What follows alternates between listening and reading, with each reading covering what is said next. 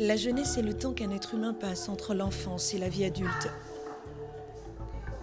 Un temps qui est mis à profit pour façonner son image. Pour être un adulte modèle, le jeune a besoin du soutien de sa famille, de la société dans laquelle il évolue et des gouvernants, car comme le dit un adage bien connu, l'enfant est le fruit de son environnement. Au Gabon, depuis quelques années, une certaine catégorie de jeunes crie au secours, quand une autre partie s'illustre par des comportements blâmables qui interpellent sur la prise en charge de cette jeunesse depuis le cercle familial jusqu'à son insertion dans la société. Qui pour répondre ? Au Gabon, des générations ont grandi avec le respect des règles et les interdits parentaux. C'est d'ailleurs grâce à ces balises que les adultes devenus ont fait la différence entre le bien et le mal et ont orienté leurs actes et leurs comportements. À cette époque, souvenez-vous, l'enfant appartenait à tout le monde. Poser un mauvais acte devant une tierce personne à l'intérieur comme à l'extérieur du cercle familial faisait tomber sur l'enfant des punitions et des corrections de tout le monde. Aujourd'hui, quel que soit l'acte posé par l'enfant, personne n'ose toucher par peur de représailles. Où va-t-on ? Qui pour répondre ? Passer par les locaux de la police judiciaire, de la direction générale de la recherche ou par le tribunal de première instance de Libreville pour connaître le visage de la jeunesse gabonaise. Qui pour répondre ? À l'heure des réseaux sociaux, la jeunesse a perdu pied car elle veut évoluer au rythme de la société occidentale, en copiant tout, je dis bien tout, démonstration.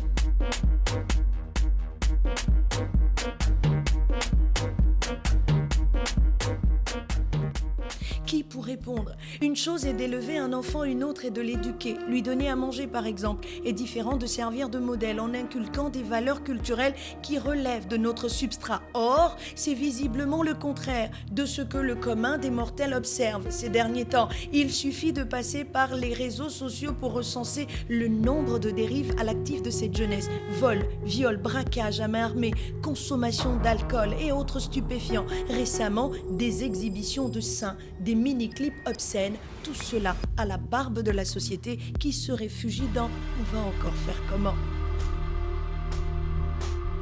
Ces vidéos ont circulé sur la toile et dans les téléphones portables durant plusieurs jours avant une réaction appropriée des autorités qui appellent les responsables des établissements à des sanctions. Mais sanctions contre qui et pourquoi ? Quand on sait que le problème de la perte des valeurs de la jeunesse gabonaise est une question de fond.